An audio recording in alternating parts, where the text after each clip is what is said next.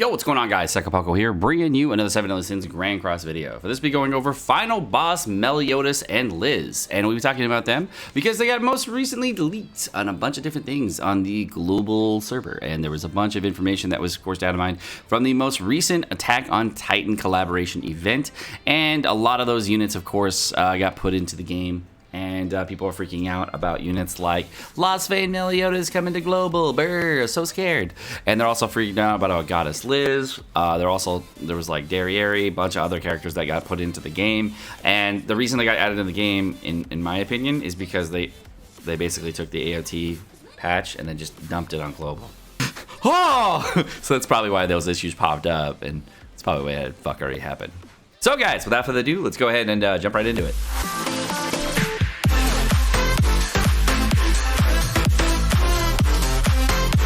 Alright, so about 5 months ago on the Japanese version, Final Boss Meliodas came to the game, and it came out with Final Boss Meliodas and Elizabeth. Final Boss Meliodas and Elizabeth had some very interesting mechanics that had not been seen before in the game, and this is actually the first final boss on the Japanese version, where we had the brand new mechanic, which is actually released already on global, where we are able to have score rankings and percentage brackets based upon exactly where you ranked against other people based on a score. Prior to this on Final Bosses, we actually didn't have any type of scoring mechanics, and that's why Final Boss Merlin, Final Boss King, as well as Final Boss Gother are a little bit different than the Japanese version. Going forward, however, seeing how this is pretty similar to the Japanese version, we should have very, very large similarities between the two. In Final Boss Meliodas and Elizabeth, there were two big things that actually did pop up. The first thing that popped up was the major Derriere controversy, what actually happened in the middle of the Final Boss Meliodas and Elizabeth, and the second thing was that it was that thing I just mentioned with the new scoring mechanics. So the first thing we're going to go over is the mechanics of the stage, and we're going to talk about the first stage and what you can prepare for and what units would be really good for this. So first off, there are notable mechanics that are for Meliodas and Elizabeth. There's going to be 2 units on the field. Meliodas is going to be immune to corrosion, stun, or petrify. Remove any type of freezing effects at the start of the turn. You can't seal any of his attacks when he's under 4 ultimate gauge. He uses counter at the end of every 2 turns, and the counter is a big full counter, and it does a shitload of damage, so watch out for that.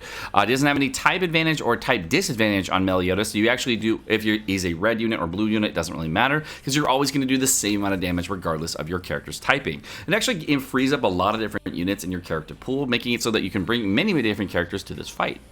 Ally heroes will also gain 6% crit defense and max at 5 crit defense. So he gets a total of 30% crit defense at the end of 5 turns. So the longer the fight goes on, the lower you can get crit hits on him. You can crit him pretty easily on this fight. So if you do want to use like crit based characters, make sure you crit him quickly.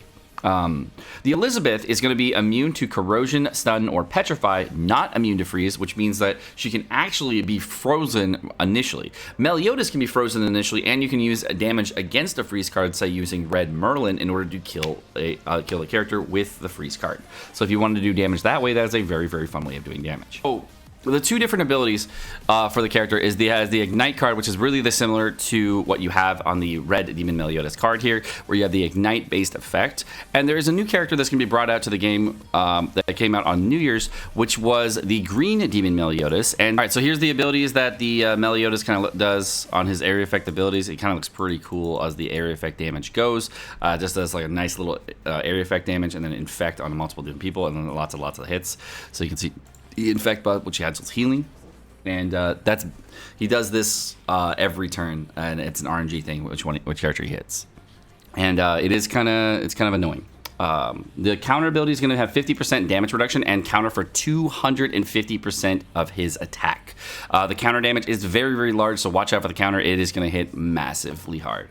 Of course, you can use stance removers to remove the counter if you want to get rid of the stance, but you also have to make sure the character that using a stance remover is a good enough DPS unit. A lot of people ended up using a freeze character on this fight just because it was a little bit easier. Now, the number one reason to do this fight is basically for this reason right here. There is no other reason that we should ever want to do this fight. I mean, honestly, it's probably, like, if you're a true man of culture, it's definitely the best reason to do the fight. True men of culture love this fight. It is probably the only thing to worry about is just to be a true man of culture and do this fight. Oh fuck! I mean, I wasn't looking. I swear to God. All right. So on the first phase, Green Elizabeth, it's gonna have Green Elizabeth's attack card right here, where it's gonna do an attack-based ability and also cleanse enemies, which is really annoying. So it has this kind of style ability. The second ability that this boss has is gonna be the new Red Liz buff card, and this card is a little bit different. What it essentially does, it's a cleanse on rank 1 and rank 2. It is going to provide a debuff immunity, I believe.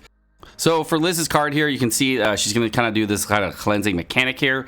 It's also going to have a debuff immunity. I don't remember quite if she does have the defense skills increase, and I don't know if she will have a change on this. But essentially, this is like a defense skill thing here that she can provide. And the rank 3 of it, which is what happens more often, it cleanses debuffs and then provides debuff immunity, which is the main thing. So it's going to be this debuff immunity thing as well as the shield. This is where you see the most often. I think the rank 2 is just debuff immunity and shield. The defensive skills. So watch out for this. The debuff immunity is definitely really scary on this fight. So her healing ability, her ultimate ability is basically the same as the SR Liz's healing ability, where you basically get that giant area of effect heal on every team on the field. Oh my God, mechanics are amazing on this. All right, and on phase 2, Meliodas is going to be immune to corrosion, stun, and petrify. Remove freeze at the start of the turn as well. You can't attack seal him. You can't seal attack seals when Meliodas is under 4 ultimate gauge. He's basically got the same passive as Blue Demon Meliodas. Right there. Uses counter skills at the end of every 2 turns, and his counter skills at the beginning of every 3 turns. It might be different because it looks like a bug. I don't actually know. There was no advantage or disadvantage on this attribute, and of course, ally heroes will gain a 6% crit defense. So he's basically got very similar abilities than the first phase. He's just got the full counter, and he hits you really hard. His ultimate ability is basically the same as Demon Mellies, you know, it's the same shit. Now, the Elizabeth is basically going to have very similar abilities to the Blue Elizabeth. She's going to have this area of effect tack that's going to have the debuff skills disable on multiple different people on the field, which is really kind of annoying. She's immune to corrosion, stun, and petrify. Use her 3rd skill every 2 turns and her 4th skill every 3 turns. There's no advantage or disadvantage on her, and she, of course, hits the crit defense stacks. She gets a brand new Ignite style mechanic, and the Ignite style mechanic that she does gain is it's a 1% of their remaining HP corrosion effect. So she does Ignite and then corrosion on top of it. It's just kind of this weird mechanic that she also provides. It's a brand new thing that they added for her, and it's kind of weird. She does an area of it. The red cards, which are high damage sealable, which are sealable or single target cards, have like these really weird single target damage effects that I don't really have a mechanic to show you for. And the ultimate is basically the same as Red Liz. The Demon Meliodas, however, is going to have attacks that are going to be kind of a dot effect that you're going to place on enemies that is going to do just do 5% of their remaining HP over turn. So it's kind of like a tick damage over time kind of thing at the end of this. And the ultimate's going to do kind of a rupture-based mechanic, or not rupture, ruin-based mechanic. So it basically does extra damage per debuff that you have on them. So very similar to that Green King rush that people use on the second ability for Green King. So the missions for this got kind of changed throughout time, but essentially for the Hell difficulty, you wanted to use an unknown race character, use an infect skill 3 times, remove debuffs by using freezing skills in order to get this done, and of course deal 300,000 damage to 1 enemy. There was also missions that were like using Red Merlin specifically, so that you would use Red Merlin on this fight, and then she could use her single target attack to do large amounts of damage. So Red Merlin was a character that a lot of people ended up using on this fight. As far as past team compositions go, which may not be completely different on the global version because of the release order of these characters. Originally, people were using Green Escanor, Red Escanor, Green Jericho, and Blue Jericho on this fight because those were the highest damage units you could potentially use on this fight. Those were the main 4 units for DPS. For supporting units, people were using Gother, Gustav, Red Merlin, Green Hellbrim, and Gil Thunder, and they were using those characters depending on what they wanted to use. It was either 2 DPS or 2 support, depending on what you wanted to use for the fight, and there were multiple different strategies that worked well, and this is prior to Derrieri's release, so I'm not sure if we're going to have Derrieri, so I wanted to go over this without Derrieri. So the typical team that I did see was like a Gother, Escanor, and finally red Merlin strategy. And then the other strategy, of course, instead of Escanor was either green or blue Jericho, both of which would be very good units for this fight. Supporting units, a lot of people ended up using Death Pierce, Red Jericho, Alioni, or Blue Jericho. This is blue SSR Jericho or Blue SR Jericho. And it really just depended on exactly what they wanted to use for the fight. If they wanted to get more crit chance, more crit damage, they wanted to get more ramp up. It really just depends on what kind of consistency you want. And the fight had a lot of RNG style mechanics that were very, very annoying. Now, about 90% of the way through this, there was a character that got released.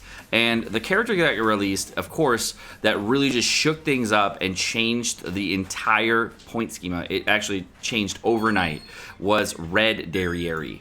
So Red Derriere got actually released on this content about 90% of the way through this final boss. So because she got released so late into the final boss, the score schema was already set, and she got put into the game, and people were furious because all their scores for the top tier players went from being the top to being in like the top 5% because of how far you could move down if someone had Derriere. And that's with the 1 out of 6 ultimate Derriere. She was so strong that she could literally take a top 100 score and bump you down to top 5%. It was insane, the power creep that happened overnight. And her damage just went through the roof. So to combat this, what the Japanese player base received was they actually received the rewards for Final Boss Meliodas and Elizabeth twice. There was a massive uproar in the community, and people were very, very upset on this release. I was sleeping the entire time this happened. So I didn't even get to see it. I just saw the aftermath. I was like, oh, okay. I was like, wow, that's interesting. So... and then I went to work, and I got back, and I was like, all right, let's go check out Final Boss. So let's go check this new Derriere. She ain't good. And I got in. I'm like, holy fuck, there's a riot. So I had no idea this was even going on. I just like, poop. Wasn't even like part of the discussion. I was like, oh, okay. And it was already resolved by the time I got back. So they said they released those rewards twice because of how bad they fucked up with Derriere. And, what happened was that her damage on her ultimate is the reason she is so broken. So essentially for this fight, she was so good for this fight because she can actually just ramp up her abilities over and over and over again and to get stacked. So every time you use an ability, her passive allows her to gain 1 stack of a buff, and the buff that you get is 10% attack. So if you continuously use attack skills or buff skills, you can ramp that continuously, and it caps at 10 stacks. So essentially, you get, 100% attack. But these buffs also stack with a 50% attack buff. So Derriere also has a self buff that gives her a 50% buff to all stats, and then this also stacks with the attack buffs that you're getting. So you can just get a shitload of buffs. So she gets an infinite amount of buffs here, so that makes it really good. And her ultimate ability has an effect, ability called the same ability as Escanor, where if you have buffs, you do more and more and more damage. It's 30% more damage, of course, per buff. So you can see how well she can ramp up in this fight. And the damage she was dealing in comparison to Jericho and Escanor was like ridiculous. She did like triple to quadruple damage that the Jerichos did. So it was nutty how big of a difference it was. And that's why there was such a huge uproar on this character. Now, I'm not sure if we're going to get Derry on the global version for this fight, but it would be very interesting if they waited till after the final boss for this fight. I mean, this seems like a really good moneymaker to me. So that's why I think Derriere might actually be coming to the global version pretty soon, whenever Final Boss Meliodas and Liz does drop, because she's basically a tailor-made unit for this fight, but unintentional. One of the things that they could do, of course, is they on this fight, which is very different than the original 3 final bosses, is that you'll notice that the thing that is missing is that demon characters do not take extra damage. On a lot of final bosses, demon characters take 300% extra damage, making it so it's very, very difficult to bring any demon style character. Even in the most final boss, Elizabeth and Bon and Elaine, there's a 300% damage increase on demons. So there is no 300% damage increase on demons on this particular final boss as of right now, but if there was, that would be super toxic. So on the first phase of this fight, what we ended up doing was actually focusing down the focus Elizabeth with chip damage, and we actually did all our damage against Meliodas to try and bring him down immediately. We used freezes to get point stacks, etc., and that was probably the best way of getting the points. And then we tried to get a 3-star freeze on Meliodas in order to use an ultimate from one of the characters on Meliodas for first phase. We then, on the second character for Liz, we then stocked up and got the other missions done, and then finally got our ulti ramped up for the final hits, so you can use an ultimate on the Meliodas on the second phase, just instantly kill one of them, and then on the second character, use whatever cards you have left. Prior to Derriere's release, basically you had to stock up for like a 3-star Escanor card with a 3-star buff from an Arthur, and there was a lot of like give and take on what you could actually use there. But basically, once Derriere came out, you could use an ultimate and then a 3-star Derry card, and you'd be done. It was nutty how big the difference was. And because it was so much easier to do, the player base rioted it. So that's basically it. Prior to that, you basically had to have a 6 out of 6 Red Merlin ulti, I believe. And the Red Merlin ultimate did like a ridiculous amount of damage to enemies. And that's why you needed, and whales were like pulling for Red Merlin dupes, trying to backstab their Red Merlins. And that's why there was like a huge uproar, because once Derry came, it was a moot point. You didn't even need to do that. So points, you of course have the same kind of final boss mechanics where you're trying to get this done as quick as possible. You're trying to do this with burst damage points. You want to cleanse buff and remove negative buffs. And there was a large amount of teams that we found here. So right here, there's a list of teams that were originally available prior to Derriere's release. So if you wanted to check those out, they're all here.